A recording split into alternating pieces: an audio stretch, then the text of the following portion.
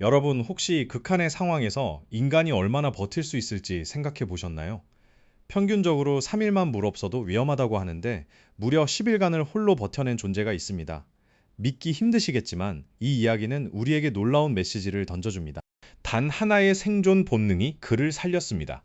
오늘 투데이 이슈에서는 모두가 불가능이라고 말했던 10일이라는 시간을 오직 본능의 의지에 버텨낸 한 생존자의 이야기를 데이터와 함께 깊이 있게 분석해 볼 겁니다. 자, 그러면 지금 바로 시작하시죠.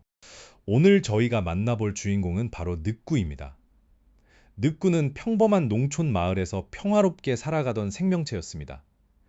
그에게는 매일 반복되는 안정적인 일상과 따뜻한 보금자리가 전부였죠. 하지만 운명은 예고 없이 찾아왔습니다. 지난 2025년 가을 유례없는 대형 산사태가 마을을 덮쳤고 늑구는 순식간에 모든 것을 잃고 말았습니다. 고립된 채 먹을 것 하나 없는 혹독한 상황에 직면하게 된 거죠.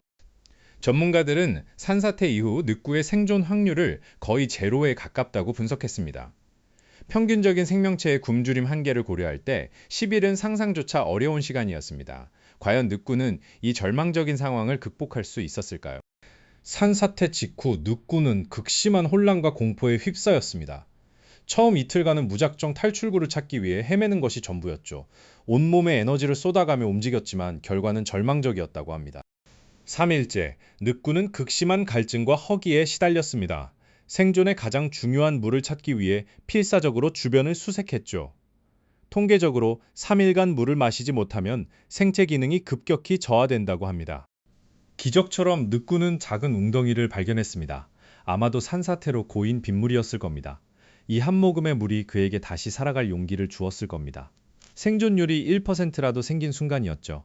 5일째, 늑구는 이제 무분별한 에너지 소모를 멈췄습니다. 움직임을 최소화하고 작은 동굴이나 바위 틈에서 몸을 숨기며 체온을 유지했죠. 생존 전문가들이 말하는 에너지 보존 본능이 발현된 순간입니다. 6일째, 늑구는 주변을 탐색하며 먹을 것을 찾아 나섰습니다. 산사태로 파묻힌 식물 뿌리나 작은 곤충이라도 찾아야만 했죠.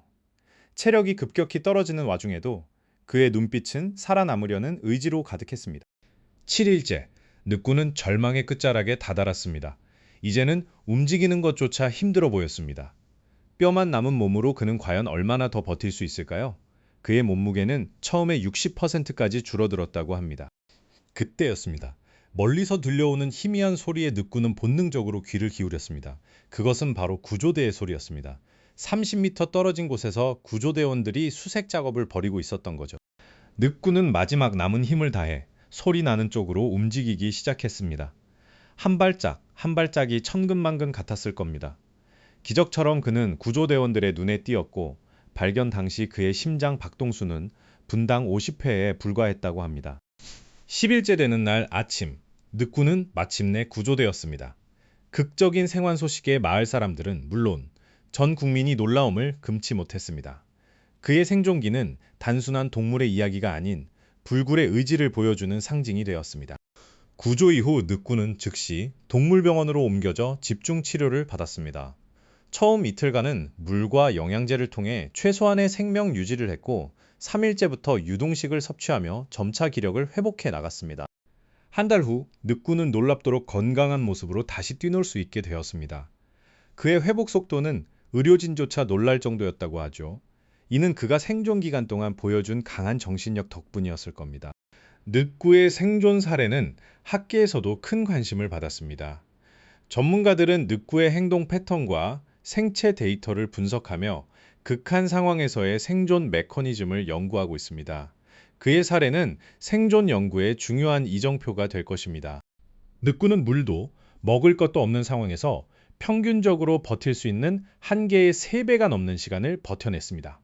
이는 마치 경제 위기 속에서 예상보다 훨씬 빠르게 회복하는 국가 경제와 같은 모습 아닐까요? 그의 생존 전략은 단순했지만 강력했습니다. 초기에는 패닉 상태였으나 곧바로 에너지 보존 모드로 전환하고 최소한의 자원으로 생명을 연장하는 놀라운 자원 활용 능력을 보여주었습니다. 우리도 배워야 할 점이죠. 어떤 전문가는 늑구의 생존이 절대 포기하지 않는 마음 덕분이라고 말합니다. 눈에 보이는 희망이 없어도 그는 마지막 순간까지 생존을 위한 본능적인 싸움을 멈추지 않았던 겁니다. 이는 우리 모두에게 큰 울림을 줍니다. 늑구의 이야기는 단지 한 생명체의 생존기를 넘어섭니다. 예측 불가능한 재해와 위협이 도처에 도사리는 현대 사회에서 우리 개인과 사회가 어떤 자세로 위기에 대처해야 하는지 중요한 교훈을 줍니다.